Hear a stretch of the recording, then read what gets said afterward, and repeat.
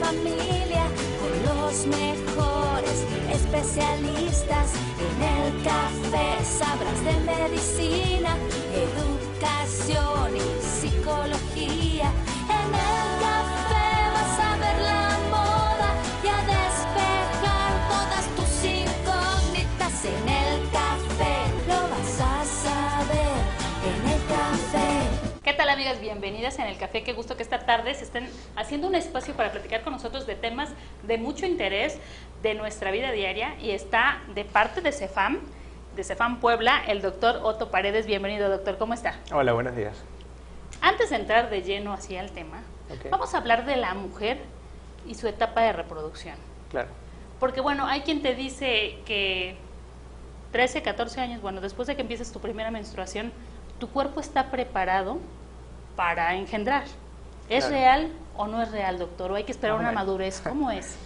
Bueno, fíjate, cuando hablas de edades tan tempranas, en la etapa de la adolescencia, quizás influyen otros factores, ¿no? Los factores emocionales, los factores psicológicos. Y desde el punto de vista netamente biológico, reproductivo, quizás no hay una plenitud en el desarrollo a nivel uterino, bueno, para llevar un embarazo de manera exitosa. Lo cierto es que desde el punto de vista ovárico, una vez que se activa la primera menstruación, es una señal de que sí ya se activó el ciclo ovárico, es decir, que empezaron a madurar óvulos y de esa manera se está iniciando la etapa reproductiva. ¿Okay? Entonces sí, a partir de ese momento es un proceso que se va a activar en forma indefinida, con diferentes variantes, obviamente, con cada mujer, por un periodo estimado de alrededor de unos 30 años aproximadamente. Es decir, la fertilidad en las mujeres tiene una particularidad, y es que tiene un tiempo limitado, que es distinto a la etapa, digamos, a la edad cronológica. O sea, una vez que empieza la menstruación, vas a tener un promedio de unas 400 ovulaciones a lo largo de la vida con opción reproductiva. Inclusive, cuando ya llega la menopausia, que en promedio está alrededor de los 49 a 50 años de edad, realmente el fallo reproductivo se inició muchos años antes, entre 10 o 12 años antes de la menopausia.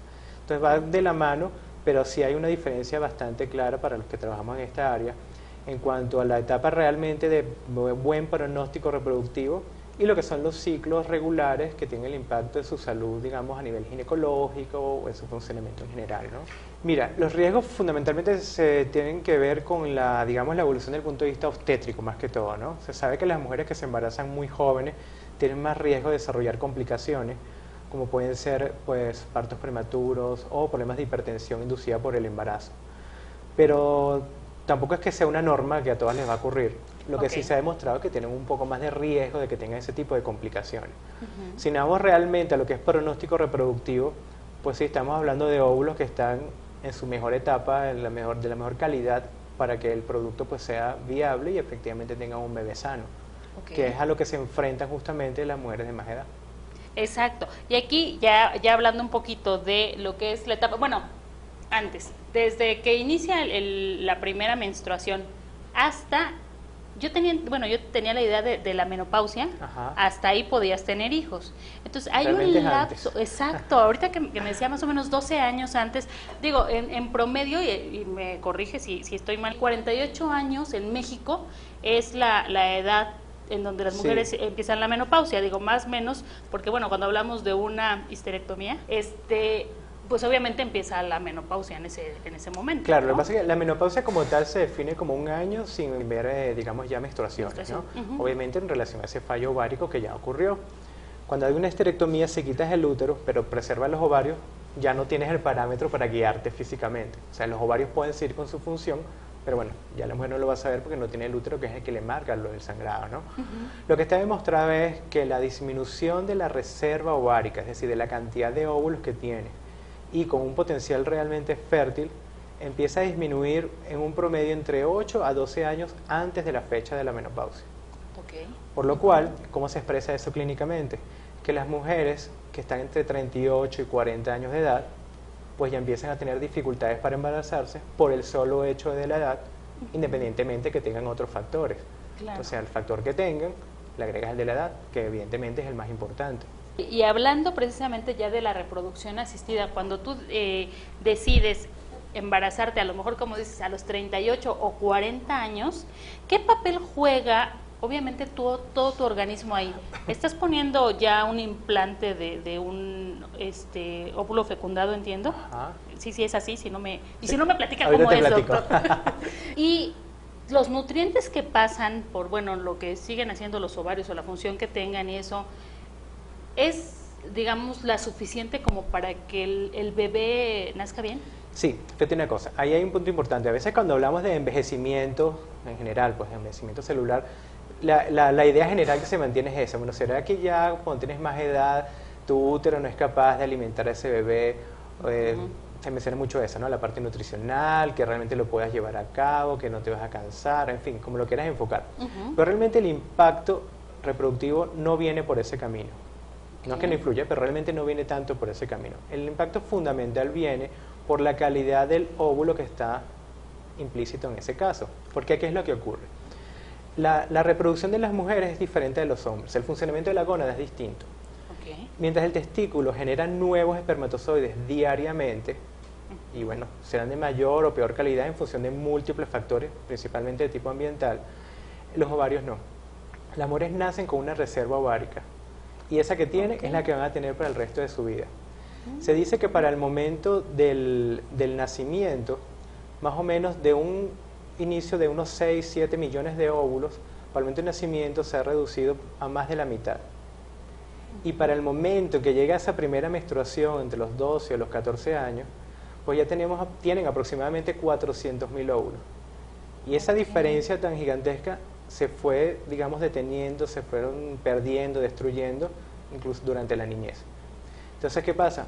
Una señora, una mujer que se va a embarazar a los 38 o 39 años, pues tiene óvulos de 38 o 39 años.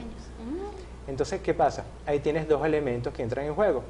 Primero, a nivel pues de la célula como tal, todos los componentes celulares que forman parte, pues obviamente tienen un compromiso por la edad.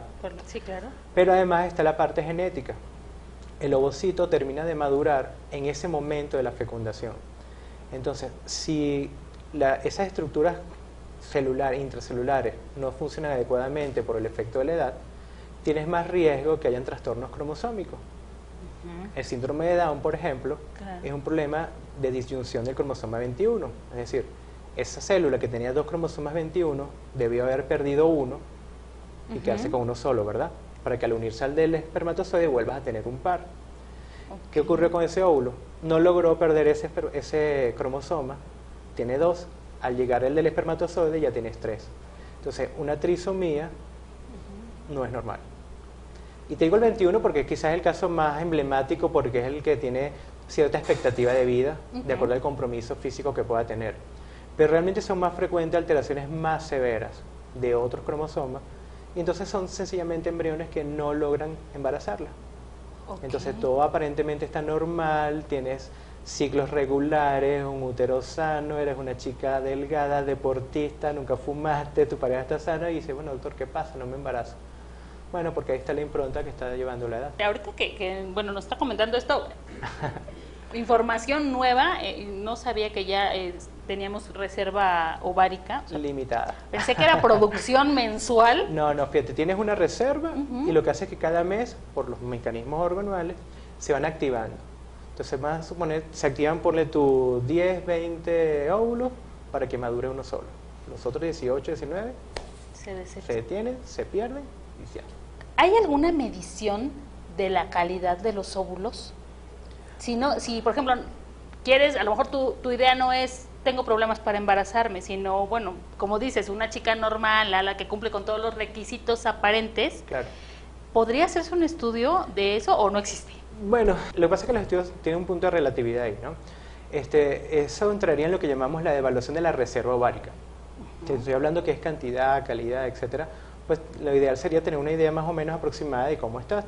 Entonces, por ejemplo, desde hace muchos años se hacen evaluaciones hormonales con la menstruación. Entonces, en el momento que tú tienes el inicio del ciclo menstrual, se está activando el ciclo, en ese momento estás reclutando esos óvulos, como te mencioné. Entonces, tú puedes obtener información por mediciones de algunas hormonas como la FSH, el estradiol, puedes hacer un ultrasonido transvaginal y contar el número de folículos que estás viendo en ese momento. Y hay otras hormonas como la hormona antimuleriana, la inhibina, que dentro de ciertos rangos ya te pueden orientar cómo está la reserva ovárica de esa mujer. Entonces, por ejemplo, chicas menores de 35 años que quizás no están buscando embarazarse en ese momento, bien podrían plantearle a su ginecólogo, mira, hazme una evaluación de reserva ovárica, entonces le hacen su ultrasonido y sus mediciones hormonales en esos primeros días del ciclo. Y puedes tener una idea, no te puedo decir una idea 100% objetiva de lo que puedes esperar, obviamente. Claro, no es una garantía. Pero por lo menos puedes tener una orientación. Oye, si tú ves una mujer de 33, 34 años y nada más por ultrasonido ves 2, 3 folículos, dice, bueno, esta señora tiene un serio compromiso de su reserva, porque lo normal es esperar que tengas un mayor número. O inclusive los niveles hormonales te dan una orientación. Nosotros en el CEFAM de rutina no solemos hacer evaluaciones de reserva a los pacientes que van a tratamiento, porque bueno, ya las hacemos en el momento que vamos a activarlo, ¿no? Y la mejor evaluación siempre termina siendo pues activarla con los medicamentos. Claro. Pero sí, cuando nos piden evaluaciones reproductivas de este potencial reproductivo, pues nos basamos principalmente en el ultrasonido, que es una de las técnicas que ha demostrado mayor confiabilidad. Últimamente estamos incorporando la medición de una hormona que se llama hormona antimuleriana, que justamente la producen esos folículos pequeños. Entonces ahí sí hay una relación directa. Mientras menos hormona tenga, menos óvulos tiene. Claro. Entonces, por ejemplo, en determinados casos, situaciones de pacientes que están en esa edad entre 35, 38, que estás presumiendo una respuesta baja o quieres tomar una decisión de qué técnica de reproducción asistida ofrecerle, pues de repente medírsela puede ser una manera de ayudarlas a tomar la decisión, ¿no? En definitiva, tienes que intentarlo, como les digo a mis pacientes. Pero bueno, por lo menos si tienes una medición más objetiva, puedes tener una mejor proyección de qué es lo que vas a hacer o qué es lo que quieres decidir, ¿no? Sí quisiera que quedara bien claro hoy para el público general, porque es muy... O sea, nosotros como médicos que trabajamos en reproducción, pues obviamente nos llegan muchos casos, los que llamamos casos ya difíciles, que tienen muchos años trabajándolo. Pero muchas de esas mujeres han pasado mucho tiempo con su ginecólogo y le dicen, pero todo está bien, tranquila, toma ácido fólico, o relájate, ya va a venir, o ese tipo de cosas, ¿no? Y quizás por no haber tenido una buena evaluación.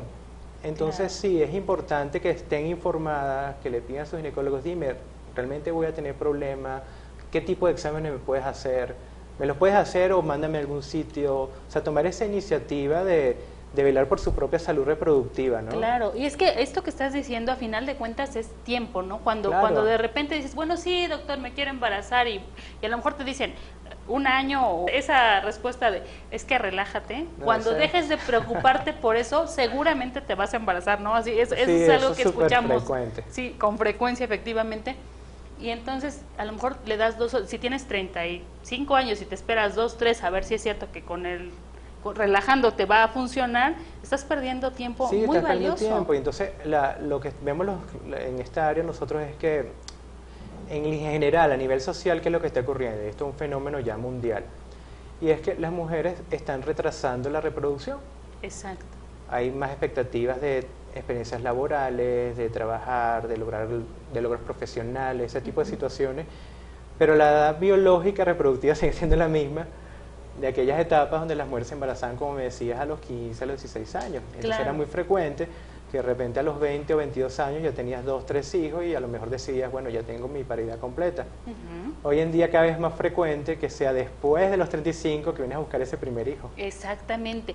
Aquí, bueno, no sé si venga el caso con el tema de hoy, pero ¿tiene alguna opción, por ejemplo, una mujer que dice, bueno, yo ahorita estoy en un muy buen puesto, voy a viajar, voy a conocer, o sea, que tenga ya un plan de vida y decir, pero sí, a lo mejor ya está casada, ¿no? Pero sí, como a los 37, 38, ahora sí me voy a dar tiempo para embarazarme. ¿Aquí sería prudente hacer como congelamiento de los óvulos? Sí, eso se está haciendo. Porque ahí, bueno, obviamente los óvulos son más jóvenes. Sí, claro, eso es lo que llamamos hacer preservación de fertilidad. De hecho, nosotros aquí en CEFAM lo estamos haciendo y somos la única clínica en la ciudad de Puebla que lo realiza. La preservación de óvulos implica eso, haces una estimulación ovárica para madurar varios óvulos. ¿Te acuerdas que te mencioné que al inicio del ciclo se reclutan varios para madurar uno? Bueno, si yo le administro esas mismas hormonas, pero en una dosis más alta, puedo lograr que maduren varios. Esa, de una manera muy sencilla, es la base de la estimulación ovárica en tratamiento de reproducción. ¿Qué pasa? Cuando hago la punción ovárica y obtengo esos óvulos, el biólogo, a través de un proceso que se llama vitrificación, puede congelar esos ovocitos en un tanque de nitrógeno líquido el tiempo que sea necesario. Y te estoy dando así mismo el tiempo que sea necesario. Pueden ser 1 año, pueden ser 5, pueden ser 10 años. Están como un estado latente, pero en el banco de óvulos, para posteriormente, cuando ya la mujer desea ya activar su proceso reproductivo, tenga esa opción. Entonces, ¿qué pasa?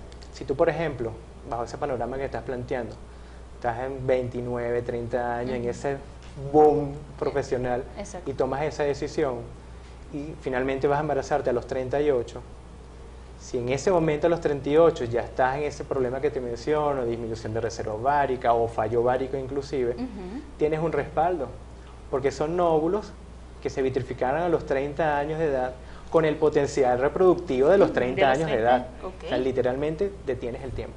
¿Cuál es la edad de un óvulo, digamos, el rango de edad óptima?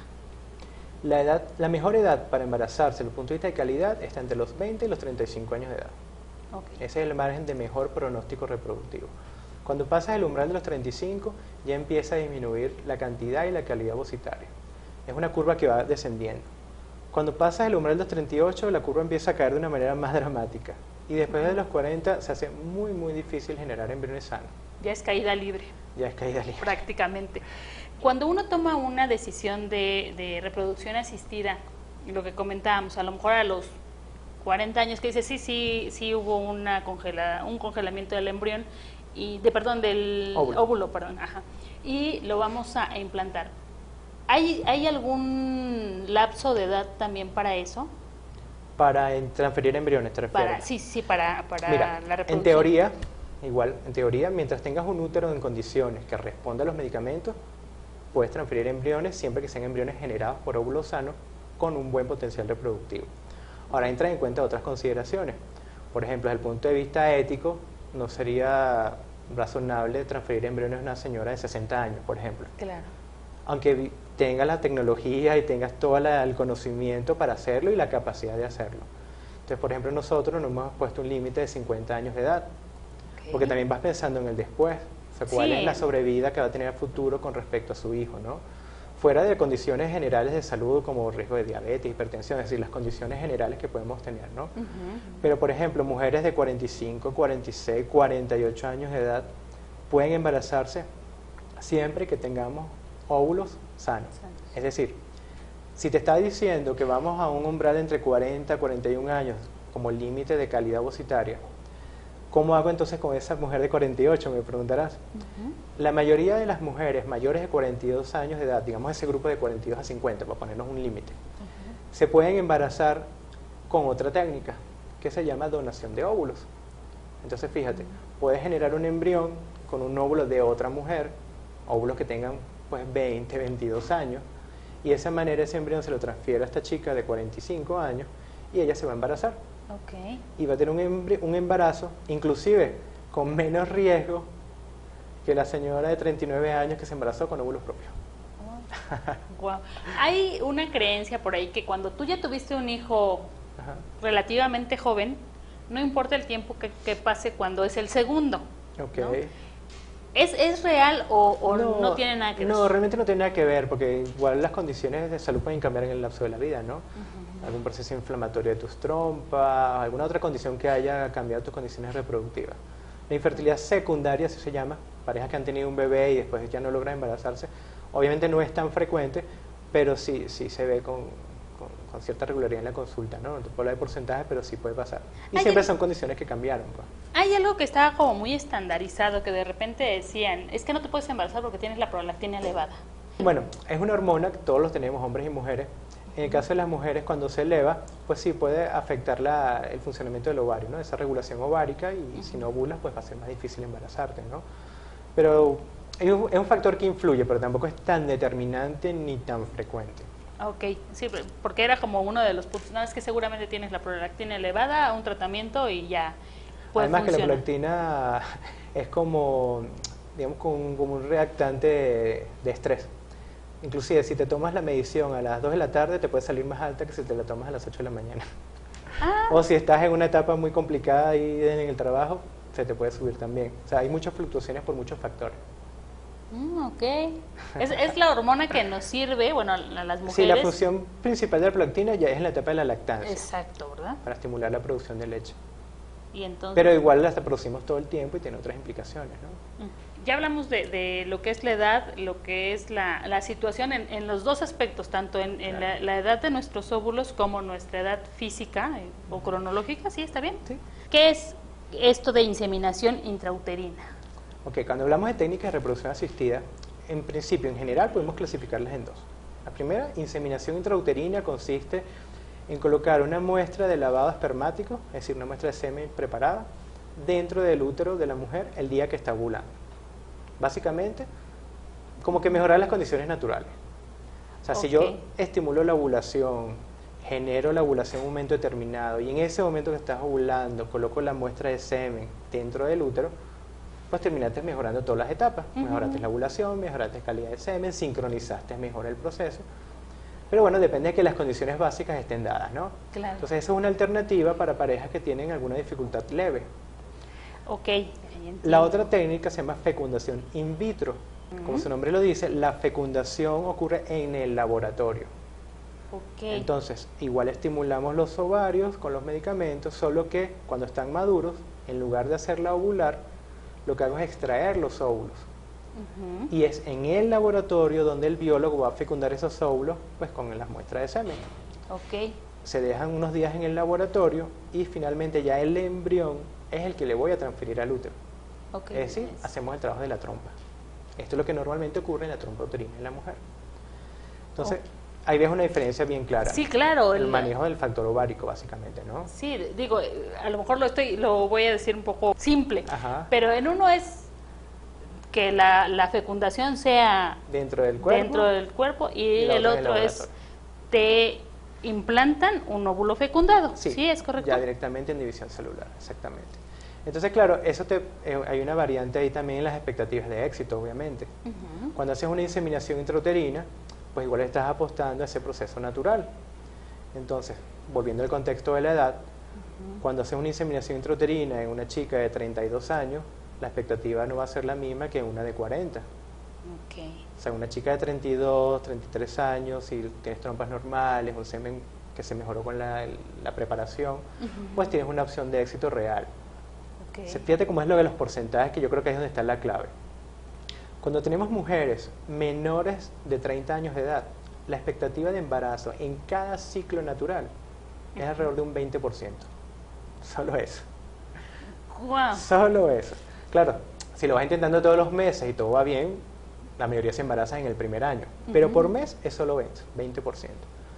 Cuando hacemos inseminación intrauterina, la edad promedio de nuestras pacientes en CEFAM es de 32 años. Y la expectativa de éxito está alrededor de un 34-35%. Dice, oye, mira, ya hubo un cambio, ¿no? De 20 a 34 es importante. Sí, claro. Pero cuando hablamos de fecundación in vitro, si yo le transfiero 2 embriones a esa señora, la expectativa de éxito está en 65% en este momento. Y inclusive con una edad mayor, porque la edad promedio de nuestras pacientes de in vitro está más hacia los 37 años. Es decir, que si le tuvieses que hacer ese mismo in vitro a la chica de 32 o a la de 30, pues la expectativa de éxito sería aún mayor. Porque ahí vea cómo lo vas relacionando. Claro. La técnica a la cual necesitas acudir, porque puedes tener otra indicación, Claro. problemas de trompa o de semen, qué sé yo. Pero también tienes que verlo en el contexto de la edad.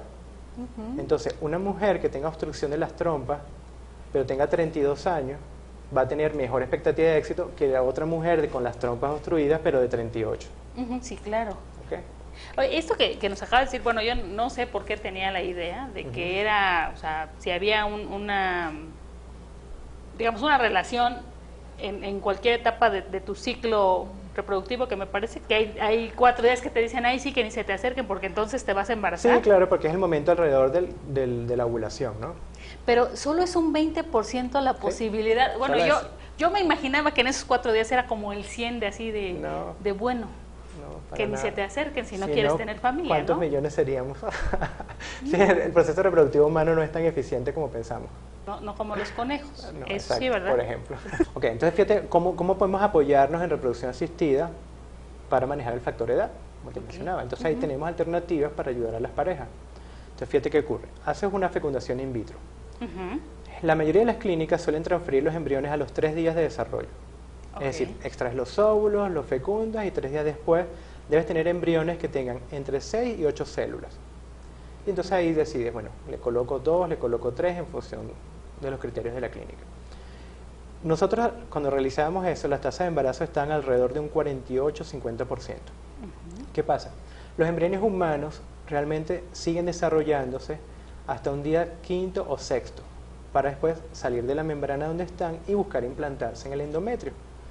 Entonces, al embrión de día 5 se le llama blastocisto. Ok. Entonces, Pero ya es bebé.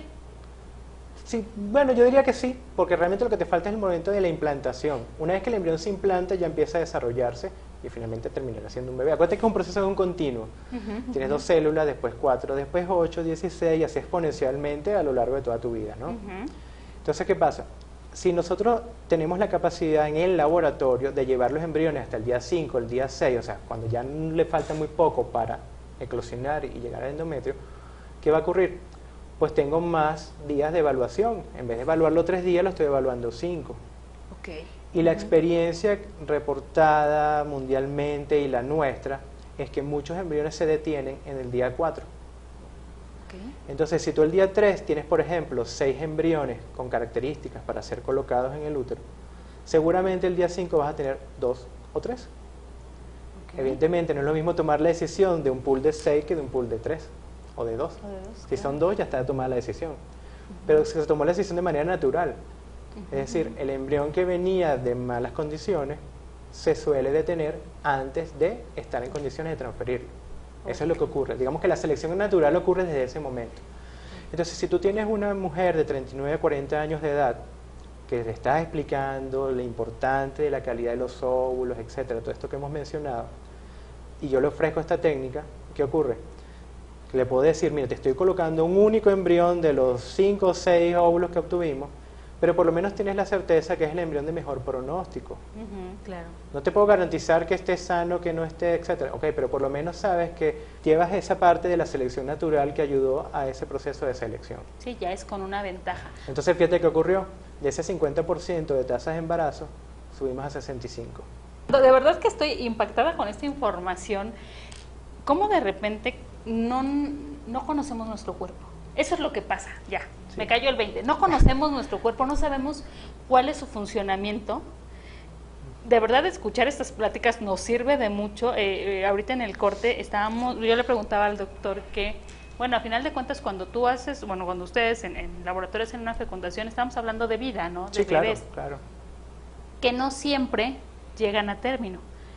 Claro. Y me llama mucho la atención porque lo vemos de fuera, ¿no? Porque decimos, bueno, fecundamos 5 óvulos y 3 no lograron llegar al proceso. Ajá. Eso pasa en nuestro cuerpo también, doctor. Sí, claro, claro, y por eso precisamente es lo que te hablaba sobre las expectativas de éxito. Cuando te digo que el 20% de probabilidades de embarazo en un ciclo, o sea, de un embarazo efectivo que realmente sea evolutivo, pero muchos de esos ciclos donde no se embarazaron, es probable que sí haya habido fecundación, sí hayas tenido el embrión y simplemente se detuvo en la trompa y nunca lo vas a saber. Okay. O de repente llegó y se implantó y de repente ese mes dice, ay, mira, tengo un retraso de 3, 4 días, vamos a esperar un poquito más para hacerme la prueba. No, ya me llegó la regla. A lo mejor sí se implantó, empezó a desarrollarse y a los 3, 4 días ya se detuvo y claro, lo ves como un retraso, no hubo nada, nunca lo diagnosticas, pero fue un embarazo muy temprano, que se perdió muy tempranamente. Exacto, y se pierden regularmente porque la naturaleza es muy sabia, ¿verdad, exactamente, doctor? Son condiciones netamente naturales del embrión. Ocurre esa selección natural que hemos hablado. ¿Qué es lo que pasa? Que cuando tú estás en el ambiente de la fecundación in vitro, pues los estás viendo. Claro. Claro, entonces al tú verlos y decir, bueno, mira, este embrión no se está desarrollando a la misma velocidad o tiene tal aspecto que no es lo que espera. Oye, tienes la información, que es lo que no sabes que está ocurriendo dentro del cuerpo de la mujer. Entonces, fíjate, por ejemplo, en ese aspecto, nosotros ahorita llevamos una técnica que se llama Primovision. Okay. ¿En qué consiste? Te mencioné antes que los embriones se podían llevar hasta el estadio de blastocisto para una mejor selección. ¿Qué pasa? Normalmente el biólogo en su rutina de trabajo los va evaluando una vez al día. Digamos, saca de la incubadora, los ve en el microscopio, anota sus características, los vuelve a guardar y hasta el día siguiente. El sistema Primovision que tenemos en Cefam es un sistema que tiene como una cámara dentro de la incubadora. Entonces, ¿qué pasa? Ya no tienes que retirar el embrión de la incubadora. porque la cámara le va tomando una fotografía cada 10 minutos y después te va armando como un video. Entonces, directamente en la pantalla de la computadora, el biólogo puede ver cómo están los embriones en cualquier momento del día. Entonces, el mismo sistema, además, una vez que han finalizado esos 5 días, en base a la velocidad de desarrollo, de crecimiento del embrión, de cada embrión de manera individual, te establece como una curva y te dice cuál es el embrión que tiene mejor pronóstico de embarazo, de implantarse y finalmente ser un embarazo. Entonces tienes más información porque tienes la información que te está dando el software del sistema, más la propia experiencia del biólogo cuando está viendo cómo son los procesos de división celular. Entonces, al aplicar esa técnica, pues tenemos más información, tomas mejores decisiones y estamos viendo que los embriones que se están desarrollando en ese sistema están generando más embarazos. Y bueno, aquí ya entrando directamente en su trabajo, es decir, bueno, a lo mejor fueron 5 y hay 2 con más posibilidades, entonces se le sugiere a la pareja o bueno, a la mujer colocar 2 con digamos, la opción de que tenga un embarazo gemelar. Sí, ese no es el objetivo. Fíjate cómo funciona. Como te estoy hablando de expectativas de éxito, en función de tu trabajo, pues te vas evaluando y vas buscando mejorar, ¿verdad? Claro. Entonces, ¿qué pasa? Llega un momento en que las tasas de implantación, o sea, que el número de embriones que se implantan por cada embrión que vas transfiriendo, van subiendo. Es decir, que va aumentando la posibilidad de que se embaracen doble.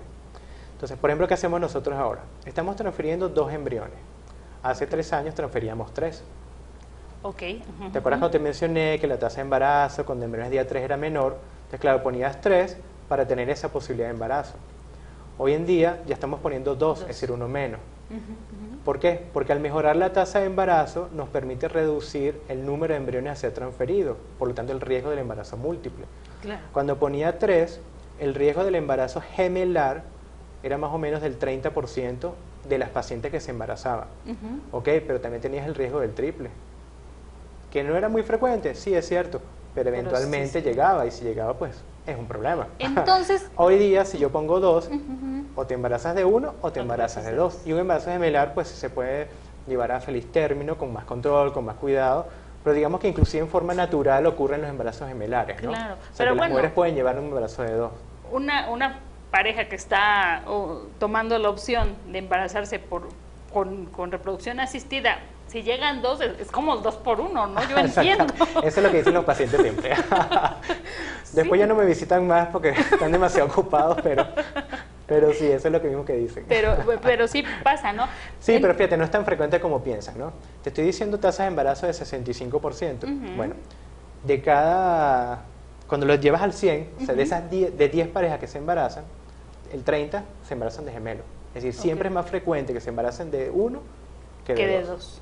Y también por esto, en algunas noticias escuchamos que cuando son la mayoría de los embarazos múltiples así escandalosos 3, 4, de 6, 7, 8 o más, regularmente fueron por reproducción asistida, ¿no? Sí. Naturales no es tan común, ¿verdad? No es común, para nada.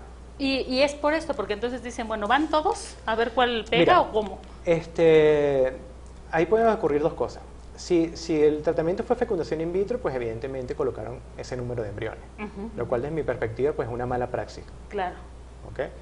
Ahora, es más difícil controlarlo cuando haces la técnica de inseminación intrauterina, porque claro, ahí no estás controlando tanto el proceso. Tú vas por ultrasonido que el ovario va madurando varios óvulos, pero es muy difícil predecir cuántos de esos óvulos realmente están maduros, cuántos son capturados por la trompa, cuántos son fecundados. Entonces siempre vas como un poquito más, con más riesgo, ¿no? Sí, claro. Claro, lo lógico, lo serio sería que si tú ves una paciente que está respondiendo con muchos óvulos y le vas a llevar una inseminación, le digas, mira, ¿sabes qué? Tienes mucho riesgo de embarazo múltiple, casi que es preferible no hagas nada este mes, no hacemos nada y volvemos a plantearlo de otra manera. O, si existe la posibilidad, pasamos a fecundación in vitro y de esa manera tienes todo más controlado. Claro. Siempre tienes estrategias para evitar ese tipo de complicaciones.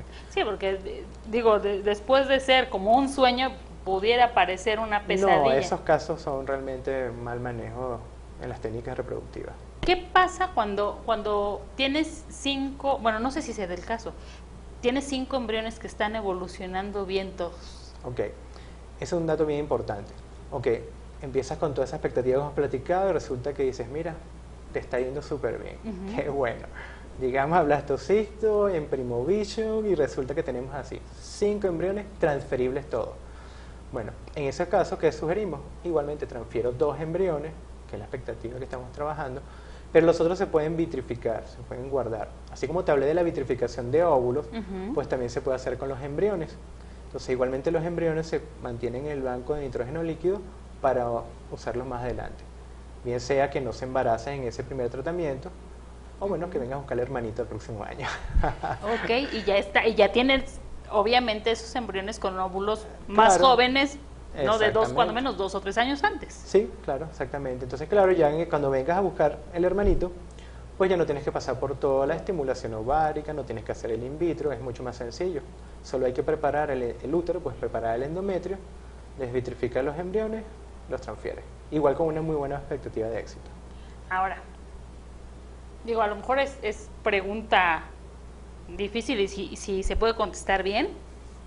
¿Qué tan accesible es que yo tome una opción de reproducción asistida?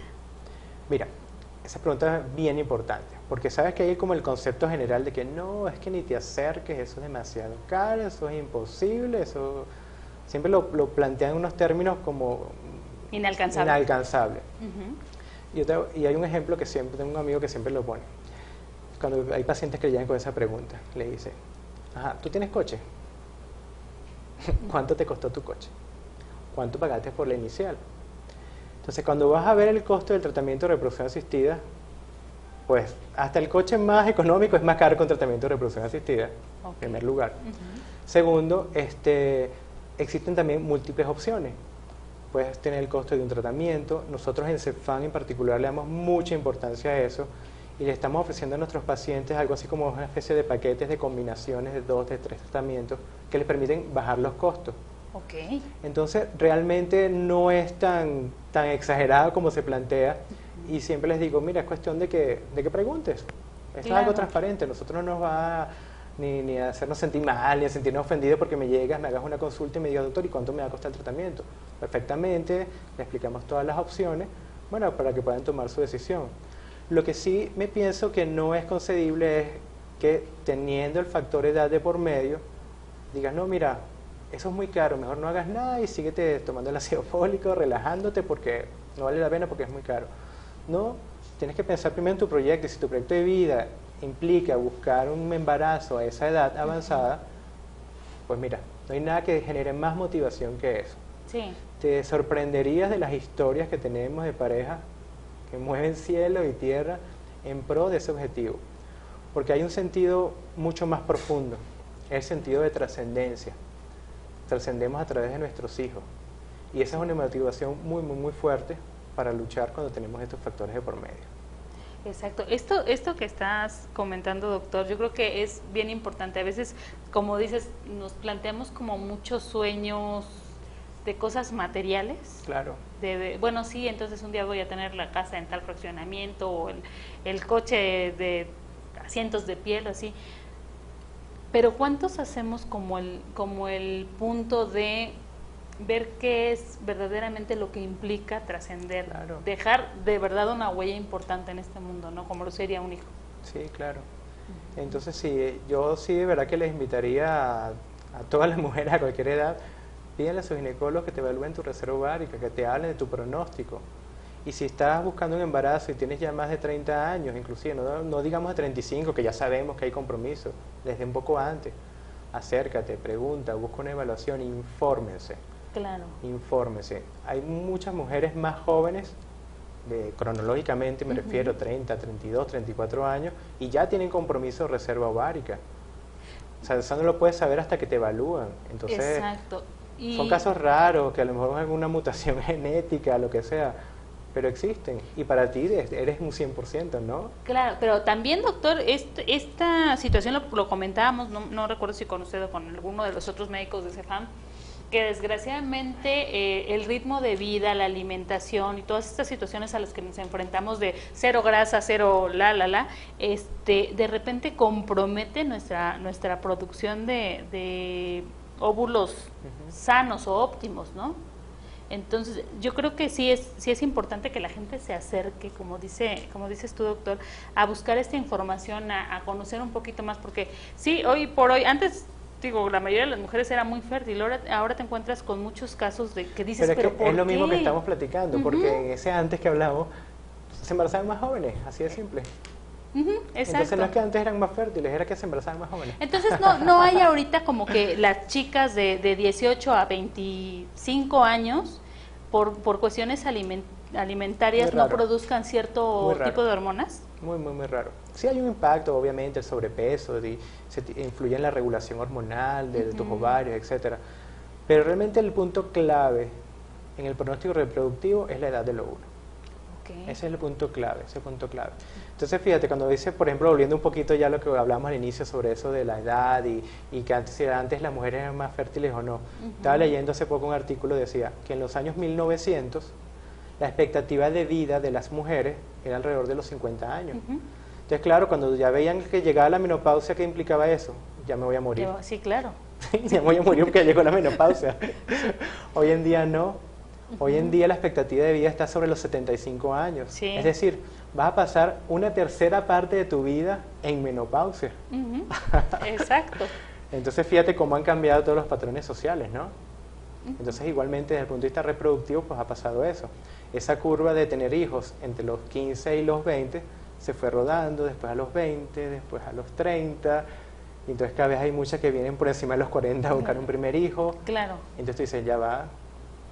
Pero se puede. Sí se puede. Eso es lo importante, ¿no? Sí, claro. Que de repente no es una limitante. No es una limitante, pero pasa por el punto de aceptar que tienes que ir a un sitio especializado, que te den el mejor ofrecimiento desde el punto de vista de apoyo tecnológico y humano, por supuesto, claro, para que te den la información. Pues es muy triste que te den una información falsa o que te la manipulen. Entonces yo prefiero decirle, mire, lo siento mucho, aunque tú te sientas muy bien y estés muy guapa, no tienes óvulos, tienes que ir a una donación de óvulos, que decirte, no, mira, te voy a inyectar estas hormonas, vamos a ver qué pasa. Y si no pasa, después vas a la donación de óvulos. Oye, no. Si ya sabes que no hay manera, no. Claro. Entonces a veces es cuestión también un poco de aceptar cuáles son los ofrecimientos que le estamos dando desde el punto de vista de apoyo tecnológico. Que a veces les da como temor, ¿no? Pero sí. no, mira, tienes que pensar en tu objetivo y si el objetivo es embarazarte, pues ver cuál de esas opciones de las cuales hemos hablado es la mejor. Y bueno, aquí en este caso, la bendición que tenemos es que en CEFAM tienen ginecólogos, o sea, que te pueden consultar, no necesariamente porque necesites una asistencia para la reproducción, claro, te pueden consultar en, sí, digamos, claro, lo normal, ¿no? A lo que vamos a visita ginecológica pues, cada 6 meses cuando menos, ¿no? Sí, claro, perfecto. Y entonces además, como bueno, tenemos toda esta información, te puedo decir, bueno, tu pronóstico reproductivo es este. ¿A los cuántos años es recomendable, por ejemplo, para las que tenemos hijas adolescentes, a los cuántos años es recomendable llevar a las chicas al ginecólogo? Bueno, mira, las chicas adolescentes muy jóvenes pues siempre les da mucha vergüenza, ¿no? Sí, entonces, sí, a menos que tengan trastornos menstruales, quizás no sea tan fácil, digamos, presionarlas, mucho menos. Lo que sí, evidentemente, sí 100% deberían de tomar conciencia es que cuando una vez que inician vida sexual activa, sí deben estar acudiendo a su ginecólogo regularmente. Bueno, porque hay muchos factores que tienen que manejar. Por ejemplo, su salud reproductiva también influye el hecho que tengan contacto con algún virus, con alguna infección, algún proceso de ese tipo. Entonces, por ejemplo, orientarlas en cuanto a preservativo o a uso de anticoncepción, el realizar su Papá Nicolau regularmente para prevenir lesiones malignas de cuello uterino, que son más frecuentes en las mujeres jóvenes, por cierto. Entonces, igual, pues, quizás las chicas jóvenes deberían ya instruirse en lo de acudir a su ginecólogo pues regularmente, ¿no? Claro, yo creo que hoy ya hay mucha apertura para esto, ¿no? Antes sí, era sí, como, hay mucha más, como de no, que no las toquen, que no las vean hasta determinada edad, ¿no? Hasta después de que te casas, pero bueno, claro, hoy por hoy ya es, como dices, doctor, lo recomendable es iniciando vida sexual activa. Ahí sí se debería ser una norma. Exacto, ahí debería sí ser. Y bueno, doctor, de todo lo que hemos platicado, ¿qué parte es la que ustedes como CEFAM valoran más cuando una mujer dice sí quiero pues que me ayuden a lograr el sueño de ser mamá? lo que valoras más cuando la evalúas en la entrevista y todo? Mira, principalmente la disposición, ¿no? Claro que eso es fundamental. Hay mujeres que van con un espíritu de lucha que, bueno, que te arropa, que a ti mismo dice, bueno, como sea, tenemos que ayudarla. Hay otras que van con mucho temor. Yo creo que lo más importante es que tengan confianza, ¿ok? Somos personas bien preparadas, bien serias en nuestro trabajo y tenemos el apoyo humano y científico para poderles dar el mejor seguimiento a su caso en particular. Entonces la confianza es fundamental. Si yo les digo que tenemos una buena reserva ovárica y que podemos ir por un tratamiento, es porque por ese camino vamos a ir. Así que, como me decía un profesor, a mí vivo de los éxitos, no de los fracasos. Claro. Entonces, yo no le voy a ofrecer a una paciente un tratamiento que no la va a llevar a ninguna parte. Entonces, es clave una buena evaluación desde el punto de vista de reserva ovárica, y sobre ese panorama de reserva ovárica y la edad, establece el pronóstico y el camino que vas a seguir.